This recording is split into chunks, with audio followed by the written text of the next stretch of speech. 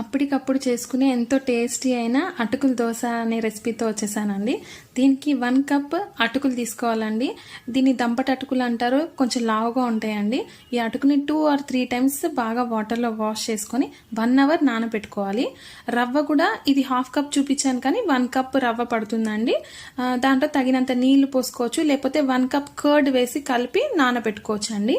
దాన్ని ఫస్ట్ ఇట్లా అటుకులు రవ్వని వేసి మిక్సీ పట్టుకోవాలి. యాక్చువల్లీ మనం రవ్వలోనే పెరుగు కలిపి పెట్టుకుంటే మళ్ళీ సపరేట్గా ఇట్లా పెరుగు వేయాల్సిన పని ఉండదండి.